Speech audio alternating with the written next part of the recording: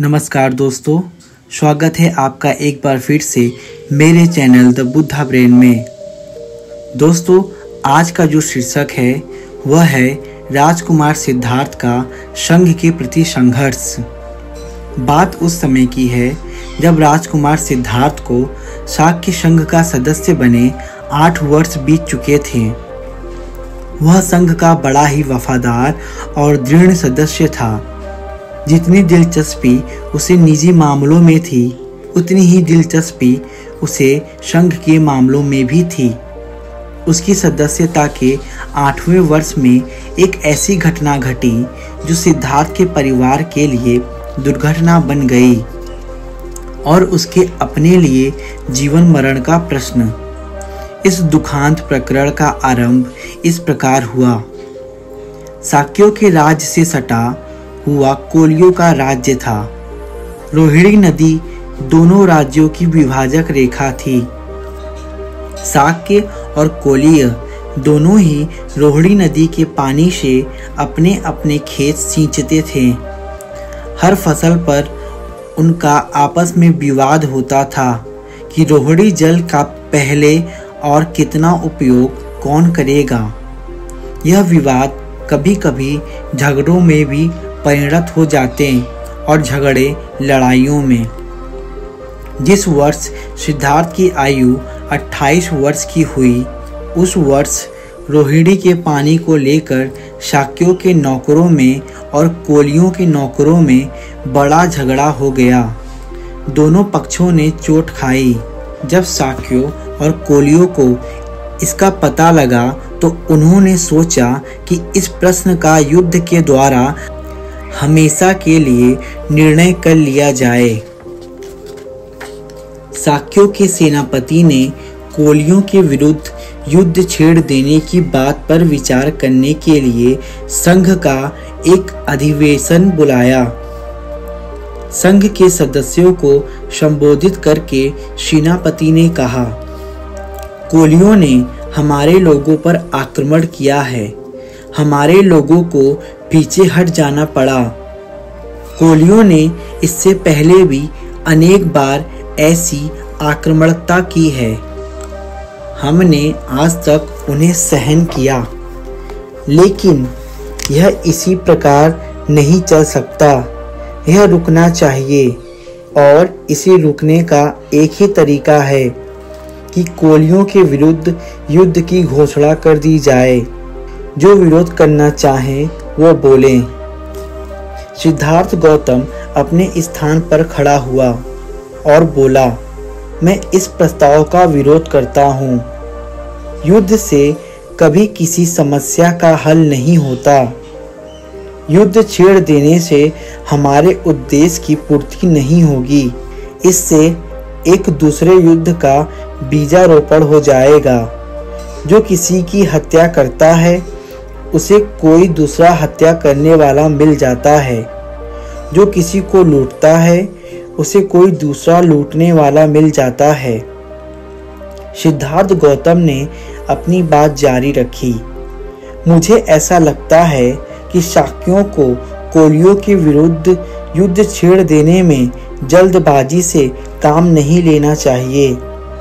पहले सावधानी से इस बात की जांच करनी चाहिए कि वास्तव में दोषी पक्ष कौन सा है। मैंने सुना है कि हमारे आदमियों ने भी ज्यादती की है। यदि ऐसा है तो हम भी तो निर्दोष नहीं हैं। सेनापति ने उत्तर दिया, यह ठीक है कि हमारे आदमियों ने ही पहल की थी, लेकिन यह याद रखना चाहिए कि पहले पानी लेने की भी यह हमारी ही बारी थी। सिद्धार्थ गौतम ने कहा, इससे स्पष्ट है कि हम भी सर्वथा निर्दोष नहीं हैं। इसलिए मेरा प्रस्ताव है कि हम अपने में से 2 आदमियों को चुनें और कोलियों से भी कहा जाए कि वे भी अपने में से 2 आदमी चुनें। फिर यह चारों आदमी मिलकर 5वां आदमी चुने। यह 5 आदमी मिलकर झगड़े का निपटारा करें। सिद्धार्थ गौतम ने प्रस्ताव में जो परिवर्तन सुझाया था उसका विधिवत समर्थन हो गया, किंतु सेनापति ने इसका विरोध किया। मुझे निश्चय है कि जब तक कोलियों को कड़ा दंड नहीं दिया जाता तब तक उनका यह डंडा समाप्त नहीं होगा। प्रस्ताव और उसमें सुझाए हेतु परिवर्तन पर मत लेने आवश्यक हो गए। पहले सिद्धार्थ के सुझाए परिवर्तन पर ही मत लिए गए, लेकिन बाद में बहुत बड़े बहुमत से सिद्धार्थ का सुझाव अमान्य हो गया।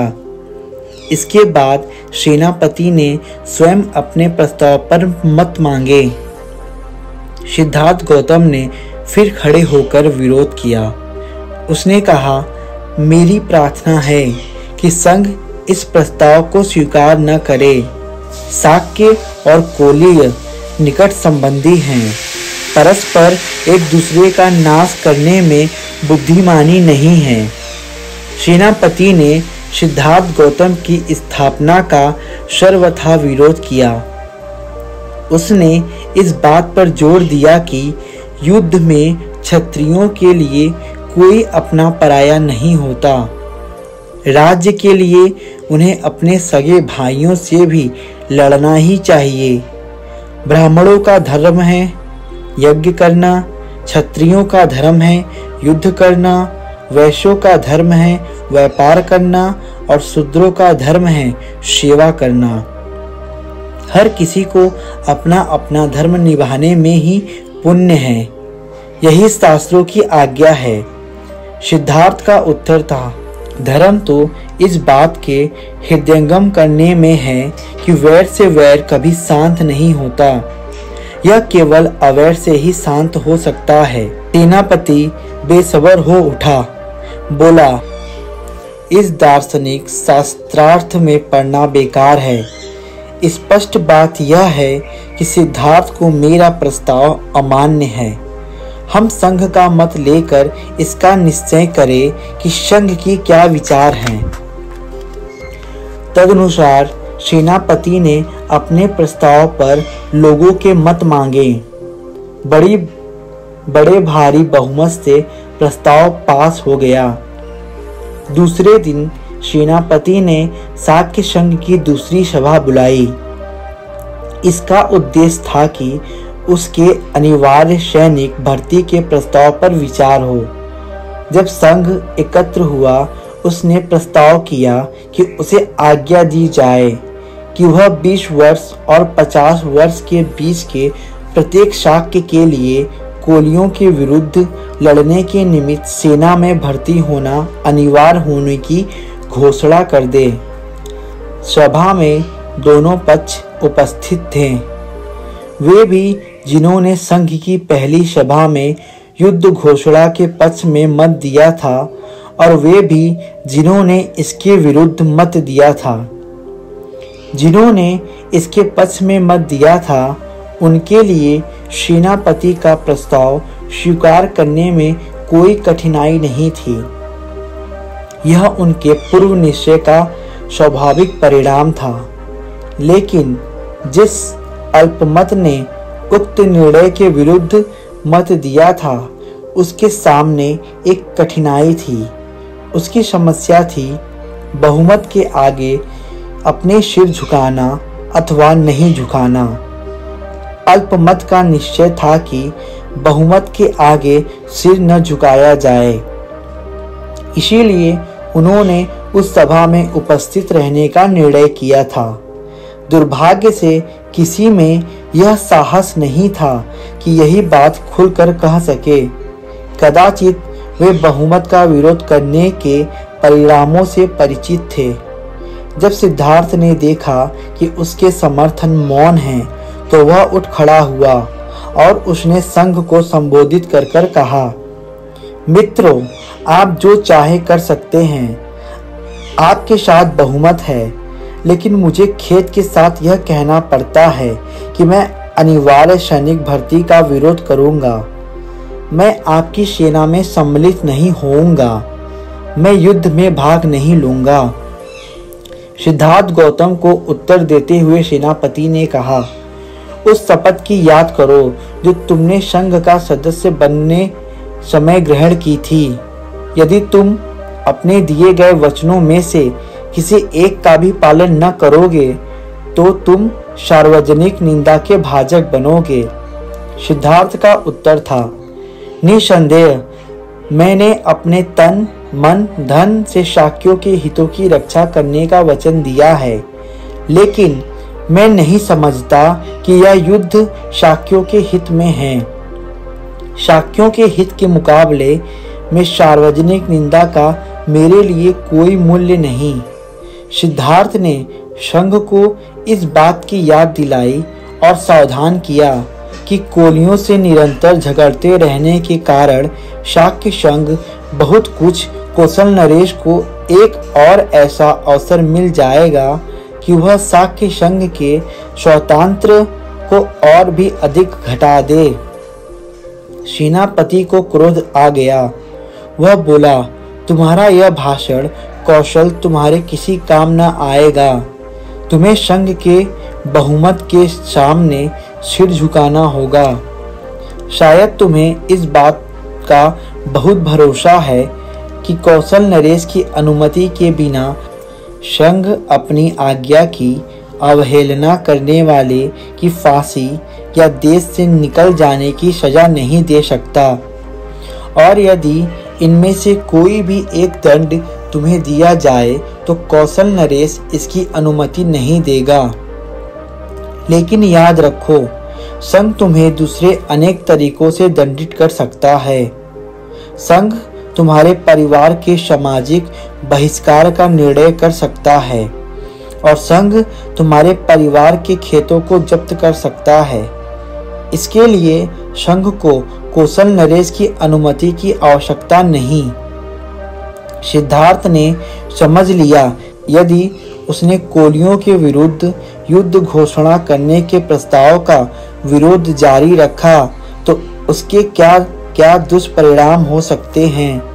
इसीलिए वह तीन बातों में से किसी एक का चुनाव कर सकता था। सेना में भर्ती होकर युद्ध में भाग ले सकता था, फांसी पर लटकना या देश से निकाल दिया जाना स्वीकार कर सकता था, अपने परिवार के लोगों का सामाजिक बहिष्कार और उन्हें खेत की जब्ती के लिए राजी हो सकता था। पहली बात वह किसी भी हालत में स्वीकार नहीं कर सकता था। वह इस विषय में दृढ़ था। तीसरी बात पर तो वह विचार तक न कर सकता था। इस परिस्थिति में उसने सोचा कि उसके लिए दूसरी बात ही सार्वत्रिक मान्य हो सकती है। तदनुसार सिद्धार्थ ने संघ को संबोधित किया, कृपया मेरे परिवार को दंडित न करें, सामाजिक बहिष्कार द्वारा उन्हें कष्ट न दें, उनके खेत जब्त करके उन्हें जीविकाहीन न करें, क्योंकि वे निर्दोष हैं। अपराधी तो मैं ही हूँ। मुझे अकेले ही अपने अपराध का दंड भोगने दें। चाहे आप मुझे फांसी पर लटका दें और चाहे देश से निकाल दें। आप जो चाहें मुझे दंड दें, मैं उसे खुशी खुशी स्वीकार कर लूँगा और मैं इस बात का वचन देता हूँ कि इसकी शिकायत कौशल नरेश से नहीं करूँगा।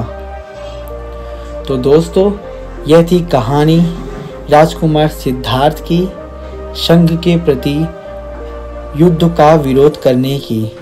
राजकुमार सिद्धार्थ यह द्वेष से बहुत दूर रहते थे और इनका मानना था कि युद्ध से कभी भी मानवता का भला नहीं किया जा सकता।